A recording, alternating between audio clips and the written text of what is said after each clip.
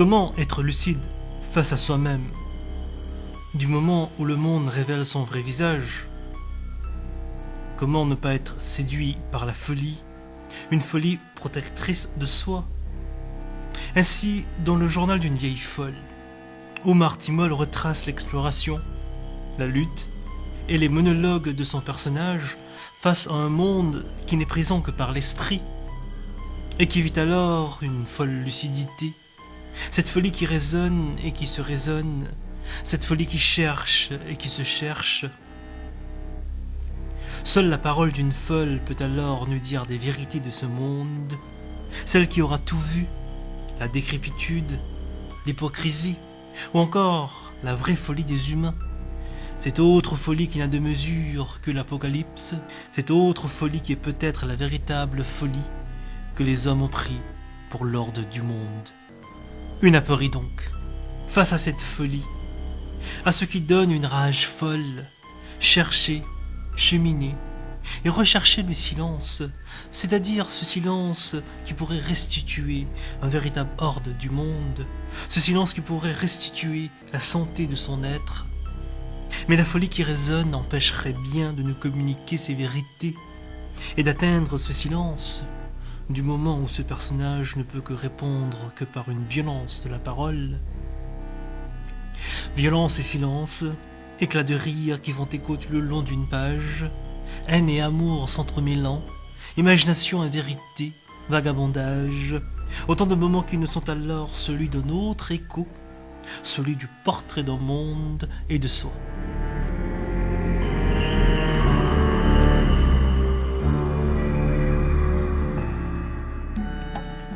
J'ai dévalé tant de rues et j'ai vu tant de choses. Je sais l'ordre du monde. J'ai vu tant de charniers. 10 000 ans d'histoire ne nous ont rien appris. L'homme est une bête et il demeurera ainsi. J'ai vu des corps ensevelis sous l'argile et les larmes. J'ai vu le complot de la haine, les ordalies de la différence. J'ai vu les dogmes du pouvoir, ses mécanismes et ses origines, sa puérilité et sa faculté à déraisonner les plus sages. J'ai vu l'ordre de l'argent. Elle est un acide qui corrode toutes mes empreintes, les plus légères et les plus humaines. Acide qui renvoie les plus faibles au verdict des déchets, et les plus forts ou les plus chanceux au fantasque de l'or et de l'inutile. J'ai vu des enfants mourir de faim et j'ai vu des enfants mourir de peur.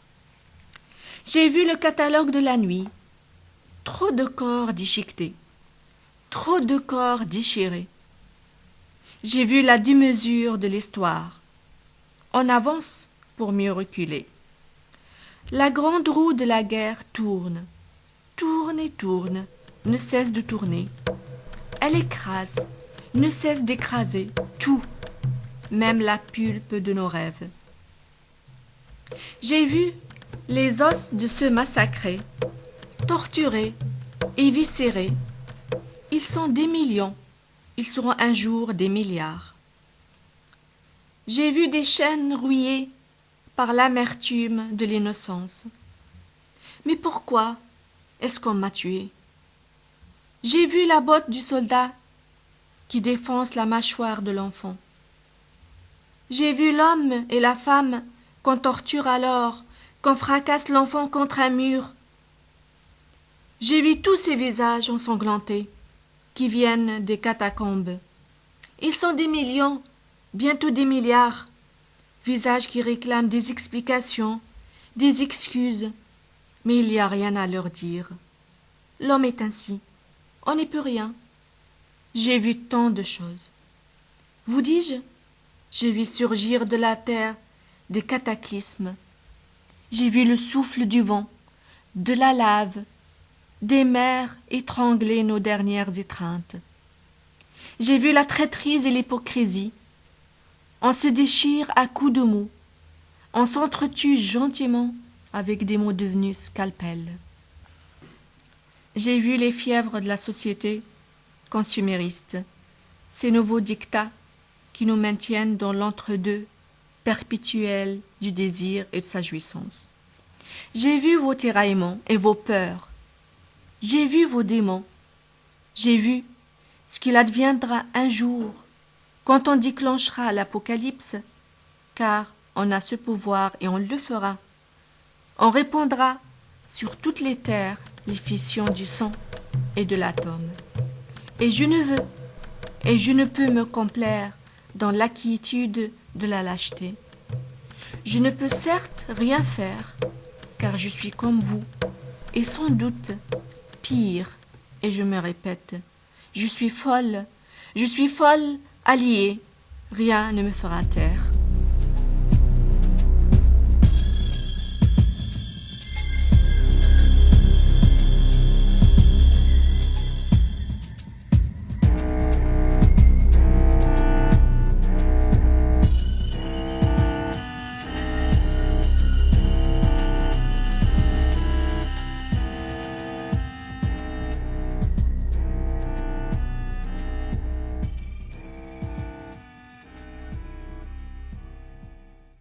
D'abord, Oumar, une impression que j'ai pour toi, l'écriture est quelque chose d'essentiel, quelque chose qui se pratique quotidiennement. D'abord, je dois préciser, je ne crois pas vraiment être un romancier, parce que je crois être avant tout un poète. C'est-à-dire que j'écris parce que je suis confronté à un certain nombre d'énigmes, d'une part à caractère existentiel, humain. Et pour moi, l'écriture, c'est une quête donc. C'est une quête de sens, c'est une quête de vérité. Mais c'est aussi, je pense, une thérapie. C'est aller au fond de soi, extraire ce qu'il y a au fond de soi. Et c'est un défi, on va dire, lancer à la mort aussi peut-être. C'est refuser la précarité, c'est refuser sa destruction. Et hier, j'ai lu par exemple un texte d'Arundhati Roy, que vous connaissez sans doute, où elle dit que écrire, c'est refuser l'humiliation. Bon, Arundhati Roy est un écrivain engagé, je ne le suis pas. Mais je crois, de certaines mesures, on peut dire qu'effectivement l'écriture, c'est refuser l'humiliation, c'est-à-dire refuser les malentendus, refuser la mort, refuser l'angoisse. Donc, dans ce sens, l'écriture, c'est un désir peut-être d'absolu, de transcendance, mais en même temps, miné perpétuellement par le doute, parce que franchement, je me pose pas mal de questions sur la qualité de mes textes, parce que c'est vrai quand on s'impose une certaine exigence par rapport aux mots, et donc d'une part, on travaille dans une langue qui n'est pas nécessairement, qui n'est pas sa langue maternelle, et on est confronté aux textes d'autres auteurs qui sont souvent formidables, et on se dit parfois que notre écriture est dérisoire, d'une tension perpétuelle, je pense, en le désir d'écrire et l'incapacité d'écrire. Mais ce qui est clair, c'est vrai, c'est que la littérature est essentielle à ma vie, et écrire est essentiel, mais même si, par exemple, en ce moment, j'écris très peu, parce que justement, je ne me sens pas tellement en confiance. J'ai parcouru ton nouveau, si je peux dire ça, roman, qui est apparu chez L'Harmattan et qui s'intitule Le journal d'une vieille folle. J'ouvre comme ça au hasard, et j'ouvre à la page 46, et je lis. Donc c'est une personne qui raconte sa vie, jour en jour, bien qu'il y ait des lacunes, pas des lacunes, mais des moments où ce personnage va pas écrire. À la page 46, je vois donc écrire au moins une phrase tous les jours. Donc, je sens plus l'auteur ici que le personnage. Je sens une approche très solennelle par rapport à l'écriture. Je suis tenté de dire, pour Proust, l'écriture, le style, c'est le temps. Pour toi, l'écriture, dans ce livre, est le moyen d'une recherche, d'un accès à quelque chose qui nous échappe, et d'où le travail de la vieille folle qui va remonter un peu le passé, on en viendra, par l'écriture. Est-ce que je serais fondé si je peux y voir là une de tes thématiques essentielles qui te préoccupent comme écrivain? Ben, je pense que, enfin, d'abord, ce que j'aimerais dire, c'est que j'ai toujours été fasciné par les mots. Enfin, je ne sais trop pourquoi. Pour moi, le mot écrit, le mot imprimé recèle quelque chose de très particulier. Donc, un livre n'est jamais banal. Et pour moi, celui qui parvient à écrire, justement, est un être, je ne dirais pas exceptionnel, mais qui est dépositaire d'un don. Et l'écriture, donc, relève, d'une certaine mesure, d'un espace, relève du sacré, si on pourrait dire. Et quand j'écris, bon, parce que le monde, justement, est confus et incertain, et aujourd'hui, je me dis que je comprends de moins en moins le monde, et je le comprends de moins en moins. Vous savez, quand vous êtes plus jeune, vous avez une vision, on dira, plus schématisée, idéologique des choses. Mais aujourd'hui, c'est vrai que je me sens de plus en plus confus, et il me semble que l'écriture est cet espace, justement, où d'une part, on peut se dévoiler complètement, mais aussi on peut accéder à quelque chose qui ressemble peut-être à un absolu. Donc l'écriture, on va dire, est une activité sacrée à mes yeux. Et donc c'est loin d'être banal. Donc le mot, le livre représente quand même quelque chose de très important à mes yeux.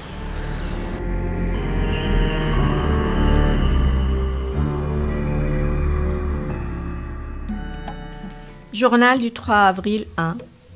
Sais-tu que je suis folle et qu'il me plaît d'être ainsi? La folie est un lieu de dépassement et de vérité. Ici, je suis maîtresse et reine, dans toute l'ampleur de ma rage. Ici, je plie, déplie le monde. Je suis folle et j'inonde là par terre de vos platitudes de ma haine. Je déverse ma haine sur tous les territoires. Je suis folle et il me plaît d'être ainsi. Il y a en moi tant de rage que je me lacère. Tuer en moi tout désir, humilier en moi toute exaltation, ébraser toute étincelle, tout ce qui me rappelle à l'ordre du devenir. Il ne doit en moi ne demeurer rien. Non, pour y instaurer un quelconque culte de la foi et de la lumière, mais pour y édifier un silence plus vaste que tous les obscurs. Je veux que ce silence s'étende en moi, qu'il prolifère en moi, qu'il brise et décortique chacune de mes cellules pour s'y greffer. Je veux instruire en moi les grands vents du silence, être le silence, au-delà de la mort et de la vie, au-delà de tout.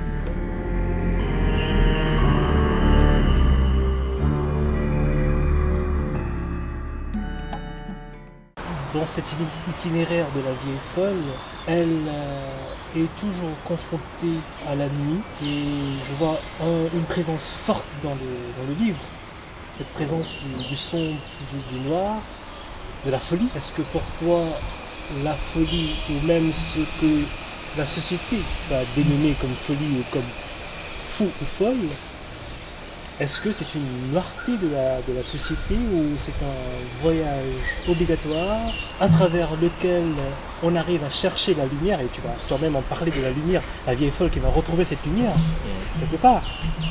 Est-ce que c'est une invitation à parcourir ce moment sombre, ce côté noir de la cité, pour sortir avec une certaine lumière? Donc d'abord j'aimerais dire un ou deux mots à propos de mon personnage. Donc ce qu'il faut savoir, donc, c'est que c'est une Mauricienne donc, qui vit à Paris depuis pas mal d'années. Et elle est malheureuse, elle n'aime plus son mari, elle n'a pas d'enfant. Et je pense qu'elle a fui la société traditionnelle mauricienne, le carcan traditionnel, et pour essayer de se réinventer en France. Mais au fil des années, elle est, on va appeler ça l'hyper-individualiste de ceci, mais sans caricaturer pour autant, elle est un peu emprisonnée. Et je pense qu'il y a trois quêtes chez ce personnage. Il y a la quête existentielle, parce qu'elles sont données à sa vie alors qu'on est seul et qu'on ne souhaite pas retourner à Maurice, et qu'il y a une grande béance, un vide dans sa vie. Il y a la quête, donc je pense, amoureuse, parce qu'elle aime un jeune homme qui évidemment ne l'aime pas, mais c'est un amour pétri de lucidité parce qu'elle sait que cet amour est irréalisable. Parce que je pense que ce livre, avant tout, c'est une méditation, enfin une tentative de réfléchir au problème de l'amour, parce que elle aime, mais elle comprend les mécanismes du désir. Elle sait ce qu'est l'idéalisation, elle sait que on fait de l'autre un idéal qui est condamné à nous décevoir. Et donc il y a, et puis je pense qu'il y a une quête aussi spirituelle, une quête spirituelle, c'est-à-dire aller vers le sens, aller vers spiritualité ou une foi. Donc je pense aussi qu'il faut dire que bon, c'est un titre assez ironique parce que c'est le personnage qui dit qu'elle est une folle. Mais folie parce que justement elle n'arrive plus à se retrouver, elle n'arrive plus à se comprendre et elle n'arrive pas à s'accrocher à quoi que ce soit. D'où cette obscurité. Mais d'où elle est un peu comme dans la cave de Platon si on veut. Elle voit la lumière, mais elle ne sait pas quelle est cette lumière. Est-ce que c'est l'amour, ou la foi, ou la révolte? Donc, comment aller vers la lumière quand on n'arrive pas à définir cette lumière, alors qu'on est prisonnier justement des ombres? Et là j'ai en tête cette phrase à la page 39 où elle dit, elle cherche cette lumière. Et si je peux dire, elle dit j'ai envie de rassembler tous les éléments disparates de mon existence, tous les soirs et le matin avant de me rendre au collège, je suis en quête d'une lumière qui m'assènera le sens. D'où cette question, on part d'une partie sombre de la vie vers quelque chose de plus lumineux, ou vers cette recherche d'une certaine lumière. Et dans ce voyage, il y a l'écriture. D'ailleurs, c'est comme un calendrier. C'est un personnage qui est fixé à son calendrier. Dans ce calendrier, il y a des mois qui n'existent pas. Et là moi, je serais tenté de te poser cette question. Quelqu'un qui est si lié au temps, qui cherche à reconstruire son passé. Quelque part, tu dis, ah oui, à la page 28, tu dis, je voudrais reconstruire ce passé, explorer et aller plus en avant.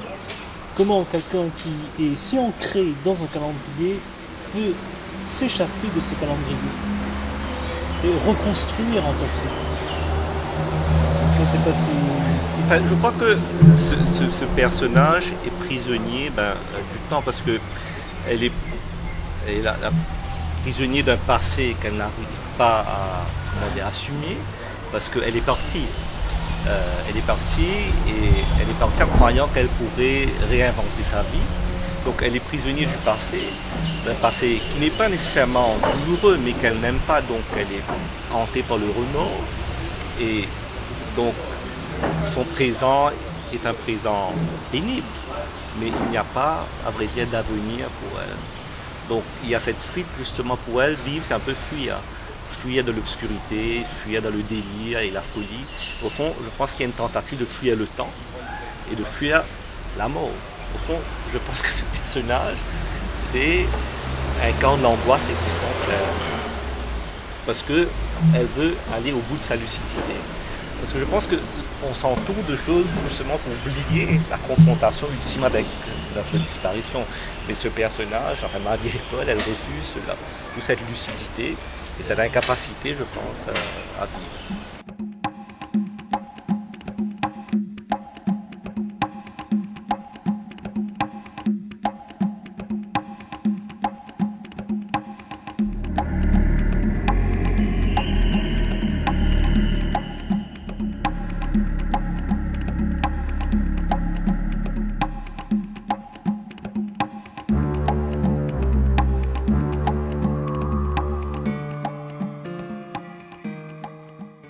Par rapport au roman lui-même, une question peut-être, c'est est-ce que tu te sens plus d'empathie avec un personnage féminin que s'il avait été un homme? Disons que j'aime bien les personnages féminins pour des raisons obscures.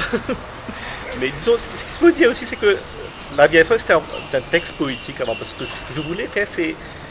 D'ailleurs, ce texte, le premier titre, c'était Fragment d'un corps, parce que ce que je voulais vraiment faire, c'était décortiquer le sentiment amoureux, mais d'un point de vue poétique. Là, il y a un livre que j'aime bien qui s'appelle Petite philosophie de l'amour, par un philosophe anglais, Alain Breton. Justement, il décortique le sentiment amoureux, mais d'un point de vue philosophique. Et je voulais faire la même chose, mais d'un point de vue poétique. Et puis, je parlais d'amour, puis j'en ai fait un roman. Donc, mais pour revenir à ta question, je sais pas, j'aime bien des personnages féminins. Et j'aime bien ce travail d'empathie, justement. Justement, je pensais à quelqu'un récemment, quelqu'un que je connais bien, et je me suis dit, je vais essayer d'écrire une nouvelle à propos de sa vie.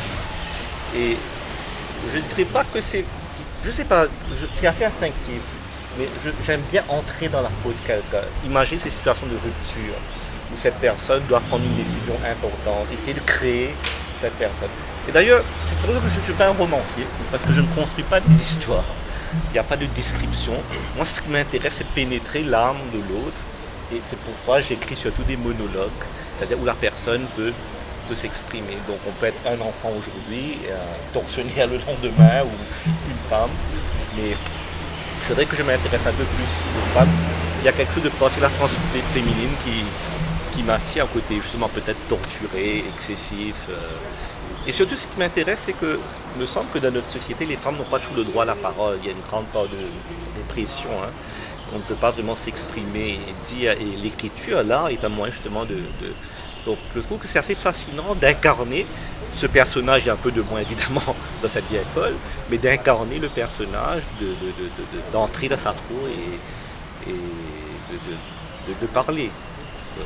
Je retiens ce que tu viens de dire, c'est-à-dire tu cherches à pénétrer l'âme de ton personnage. Ce qui m'a frappé moi, c'est que elle va dire, je cite page 83, j'exige que tu me regardes, alors qu'il n'y a pas de description d'elle du tout dans le livre. On ne sait pas comment elle ressemble physiquement, on ne sait même pas la couleur de ses habits. Et donc c'est un effacement volontaire d'une description physique du personnage au profit de ce qui se joue à l'intérieur. Non, les descriptions, enfin, j'adore lire des romans, mais les descriptions ne m'intéressent pas. Ça ne m'intéresse pas tellement. À la limite, moi je ne fais que des monologues que j'appelle romans. Mais est-ce que c'est vraiment un roman? Bon, ça c'est une autre question. Par exemple, quelqu'un comme Amal Storel, bon, c'est un romancier. C'est le romancier. Il a le souffle romanesque. Mais c'est ce que je ne suis pas un romancier. Je suis un poète. C'est-à-dire que, mais ce qu'il y a, c'est que j'ai envie de raconter des histoires, donc il m'a fallu fabriquer c'est prétentieux, mais inventer, si vous voulez, un style ou une forme à mi-chemin entre poésie et... Parce que j'ai écrit aussi, j'ai aussi écrit le scénario de BD, mais c'est toujours de la poésie. Pour moi, c'est écrire, c'est porté par cet lyrisme, c'est être porté par les mots, ce sont des images, c'est un rythme. Donc, construire une histoire traditionnelle avec un personnage, une description, des dialogues, c'est intéressant, mais je n'arrive pas à le faire de toute façon. Donc c'est plus un poème en prose? Voilà, c'est de la prose.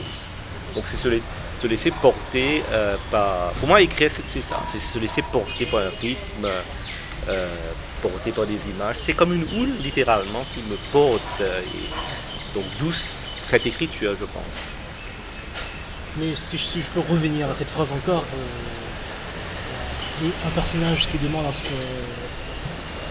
qu'on jette son regard sur lui, qui s'efface, qui parle la nuit, et la nuit on ne peut pas voir le personnage de toute façon. Est-ce que c'est une invitation à entrer dans la nuit, ce que la nuit signifie pour ce personnage, ce voyage, à ce que je vois, cette recherche, parce qu'elle a des choses à dire.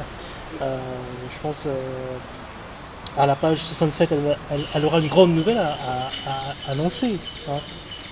Elle va dire que l'amour existe, que Dieu existe, mais quelle trouvaille après tout ça, après tous ces mois d'écriture. Donc ce regard qu'elle appelle, est-ce un regard physique ou un regard de l'esprit? Parce que, je dis ça parce qu'au commencement, bien au commencement, c'est-à-dire à la page 13, elle veut savoir qu'elle est une intellectuelle. Donc j'attends quelqu'un qui va décortiquer un peu les choses, hein, qui va me parler en des termes un peu carrés, un peu... Mais je pense que ce que mon personnage désire, c'est le regard de l'autre. Donc c'est-à-dire quelqu'un qui lui dit tout simplement qu'elle est belle. C'est pour cette raison qu'elle se rend dans le métro. C'est pour susciter le désir de l'autre, mais elle sait qu'elle est désormais vieille et qu'elle n'est plus très jolie. D'où son cynisme. Parce qu'on a beau être intellectuel, on n'est pas indifférent aux compliments. on peut être quelqu'un qui a une pratique intellectuelle très vive, mais quand même on désire le désir des autres. Mais au fond, ce qu'elle cherche, c'est qu'elle cherche l'absolu en l'autre. C'est qu'une personne qui lui dise qu'elle existe, qu'elle est, que sa vie a un sens. Voilà. Donc, quelqu'un qui est englobé, j'arrive pas à trouver le mot approprié, mais quelqu'un dont Qui incarne cette... qui incarne. Donc, elle cherche dans présence, l'autre une présence, un regard, donc un regard qui donne sens à ce qu'elle est. Mais le paradoxe, c'est qu'elle sait justement que c'est impossible. À 15 ans, peut-être qu'on peut y croire. Le romantisme effréné, on croit à l'absolu dans l'autre. Mais à 50, 60 ans, peut-être qu'on est un petit peu plus lucide. Donc c'est quelqu'un qui parvient à la révéler, qui parvient à donner sens à ce qu'elle est. C'est quelqu'un c'est chercher le regard de l'autre, mais elle sait que ce regard de l'autre, il n'existe pas. C'est un regard qui fuit, c'est un regard, on va dire, impossible. Est-ce que j'ai raison à voir dans le roman l'espace d'un silence? Pourquoi je dis ça? Parce que je vois dans ce roman dont nous avons parlé, le journal d'une vieille folle, une recherche du silence également. Et là je cite à la page 20 où le personnage dit « Je veux m'emplir du silence ». Et à la page 74, elle va dire encore « Je veux que ce silence s'étende en moi ». Donc c'est pas du tout un silence qui n'est qu'un simple silence. C'est pas un néant. Mais c'est un silence qui agit, qui produit. C'est un silence qui vient soit après l'action, soit après un certain agissement. Un silence aussi qui appelle, parce qu'à la page 85, comme je vois, elle va dire « J'aime le silence ». J'ai l'impression que justement c'est là un espace qui ne pourrait pas être traduit dans un film. Et ce silence nous appelle. Et c'est quoi pour ce personnage, ce silence précisément? Mais je pense que ce silence, c'est un lieu en soi. C'est un lieu en soi où justement on se libère de tout. Et comme je l'expliquais, je crois, plus tôt, c'est que le personnage veut se libérer du monde. Et se libérer du temps, de l'angoisse, se libérer de soi-même. Et le silence, à mes yeux, représente justement cet espace d'impossible, où on s'éloigne de tout, où on est dans l'absolu. Je disais justement que je pense que ma vieille folle est avant tout c'est mystique. Et il me semble qu'un aspect essentiel de la mystique, c'est justement c'est le silence en soi, dans un rapport... Faut-il taire toute parole pour atteindre ce silence? Quand on parlait de Razali, les confessions de Razali, justement, il explique qu'on ne peut pas témoigner de la mystique, on ne peut pas en parler, parce que c'est au-delà des mots. Donc, la vieille folle, elle le sait ou pas, bon, ça c'est un autre débat, mais peut-être qu'elle est en quête de ce silence, qu'elle est en quête de ce lieu, justement. Mais ce qui me frappe, il y a tant ce silence, mais soudain, elle va dire « rions ». Rions, donc c'est un éclat, le silence est un morceau ici. Parce qu'il y a, je pense, une dualité dans le personnage, parce que c'est une personne qui, d'une part, est mystique, c'est-à-dire qui se détache complètement des choses et des circonstances, et en même temps, c'est une personne très ancrée dans la terre. Tout ce tiraillement perpétuel entre la chair et la lumière. C'est-à-dire que on peut être d'une part à l'instant fasciné par la beauté et être autre, débarrassé justement des aléas du quotidien, mais en même temps, la minute d'après, on est ancré dans la chair et dans la bêtise et dans la vanité, toutes ces choses qu'elle refuse finalement. Mais il y a ce tiraillement, je pense, dans le personnage. Souvent, elle peut être très sarcastique à 4 heures, avoir un regard méprisant, un regard empli de fiel, qui n'est pas très honorable, on dira, mais à 7 heures, elle est remplie justement de silence et d'obscurité et de mysticisme, de mystique, si on veut. Donc, c'est un personnage qui se cherche parce que tiraillé entre des désirs, des pulsions, des possibilités en soi qui ne se réalisent pas. Donc un combat peut-être justement entre la lumière et l'obscurité. Elle avait dit au commencement qu'elle est une intellectuelle, donc elle nous met en garde en quelque sorte.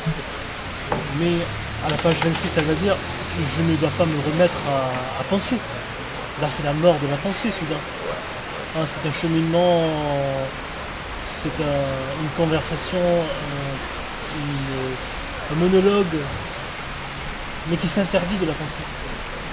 Parce que justement, parfois la pensée est un obstacle, la pensée est souffrance, parce que penser veut dire souffrir. Parce que bienheureux sont ceux qui ne pensent pas, pour elle.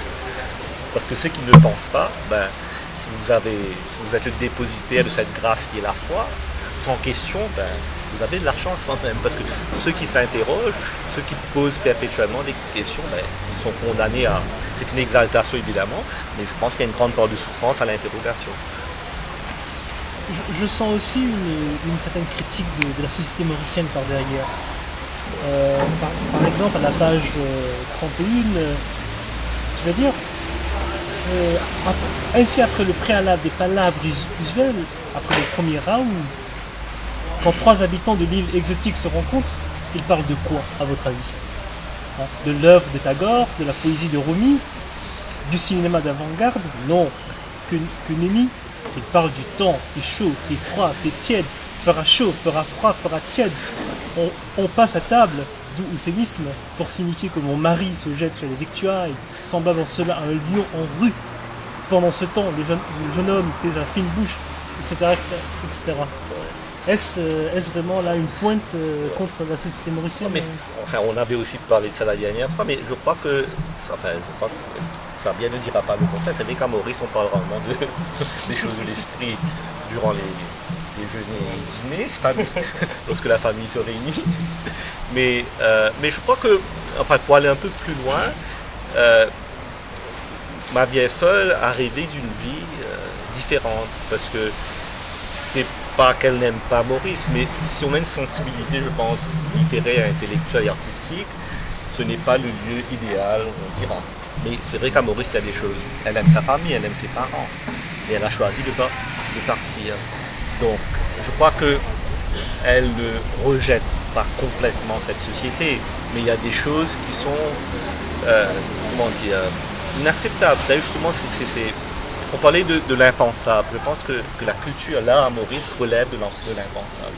Bon, on a des fous ici et là qui s'intéressent à la poésie, etc. Mais je veux dire que là, elle relève de l'impensable pour le Mauricien moyen. Et justement, elle Paris représente justement ce rêve.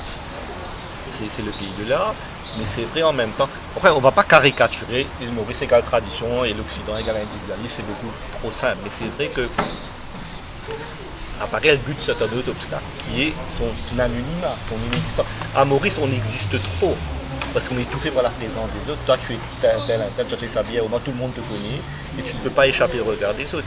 Mais souvent, à Paris, c'est un peu le contraire, on n'existe plus.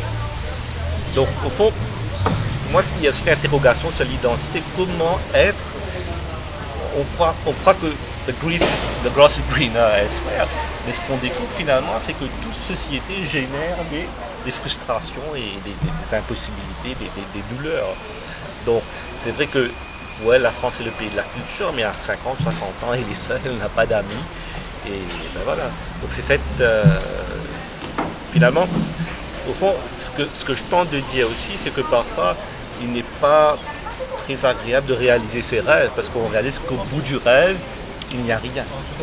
Au bout du rêve, il n'y a pas une lumière. On se dit, quand je serai à Paris, mais elle est à Paris, il ne se passe rien. Elle est toujours la même personne. Elle est toujours confrontée aux mêmes problèmes, aux mêmes interrogations. Parce que souvent, il y a des gens qui se disent, quand on ira au Canada, là, ce sera... Ce qui est souvent vrai, mais on demeure toujours la même personne. On a beau aller au Canada, aux États-Unis, ou à New York, peu importe où, on se retrouve confronté à soi-même et surtout à la solitude et à nos disparitions. Donc, on est perpétuellement exilé. Je pense que cette vie, elle est exilée finalement. Comme tu as dit, c'est un rêve, mais j'ai l'impression que c'est plus qu'un rêve. Je dirais un rêve performatif. un rêve qui fait advenir. Pourquoi je dis ça? Parce que quelque part elle va dire je suis une sainte en devenir. Et à un moment, peut-être c'est une des phrases fortes du livre, à un moment ce rêve entre dans la réalité.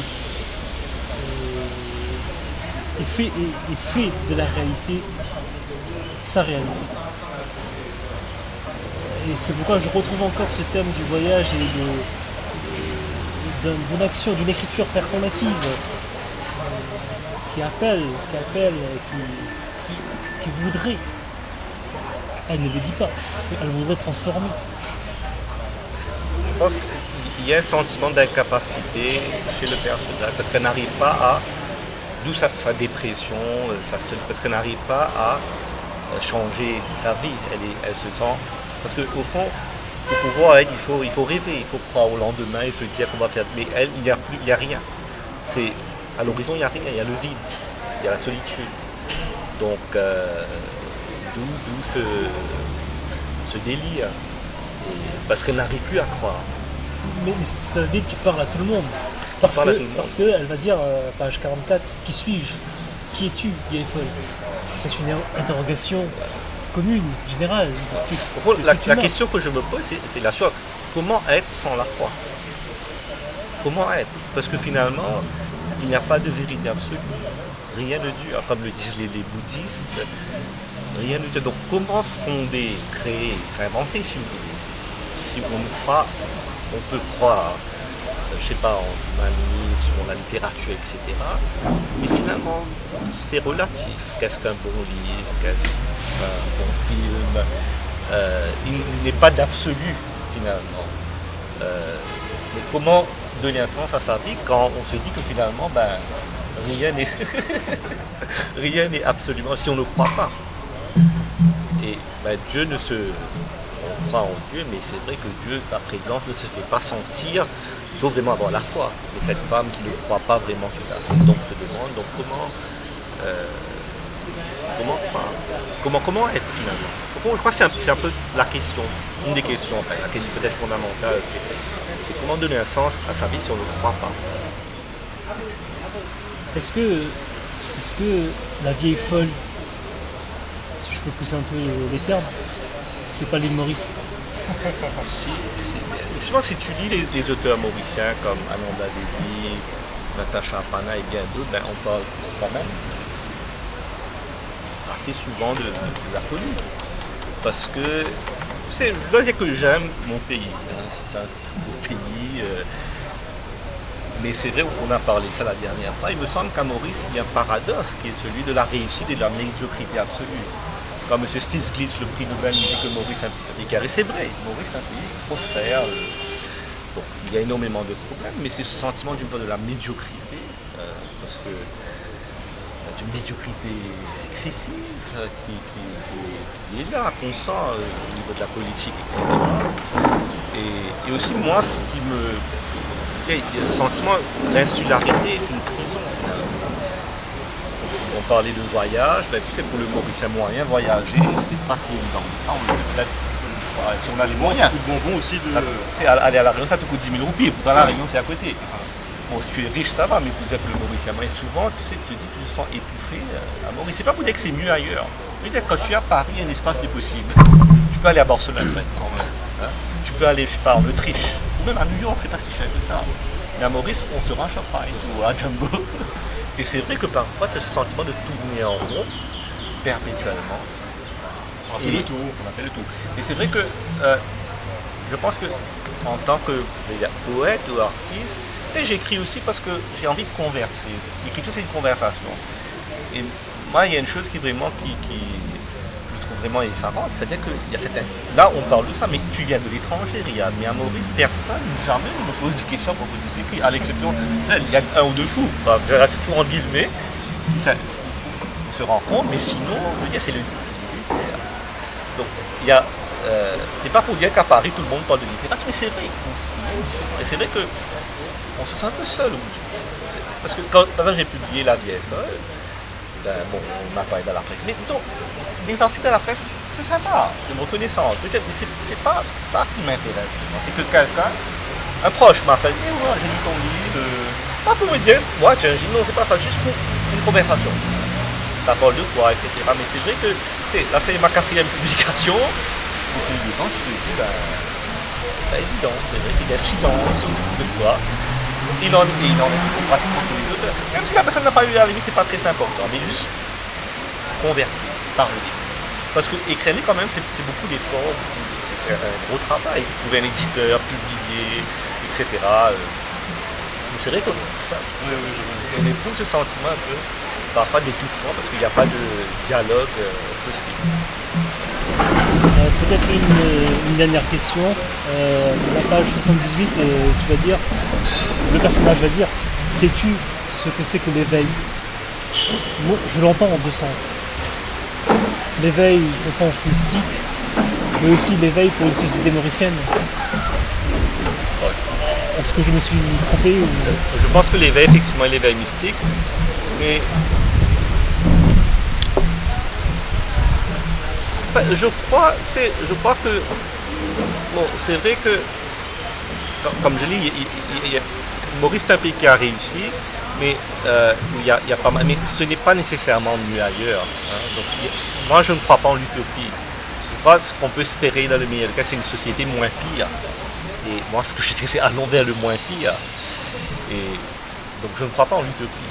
Je crois que, au contraire, je crois que nous vivons dans un monde de fous. Hein. Ce que je dis tout dans mes élèves, vous savez, aujourd'hui, on a assez de bombes nucléaires. D'ailleurs, le personnage en parle pour exterminer 2 ou 3 milliards d'êtres humains dans l'espace de quelques mois. Donc, c'est dire, je pense que le monde est fou. Le monde est fou. Déjà, dans le rapport à l'autre, quotidien, je sens cette folie. C'est pas pour dire que je suis moins fou que les autres, hein.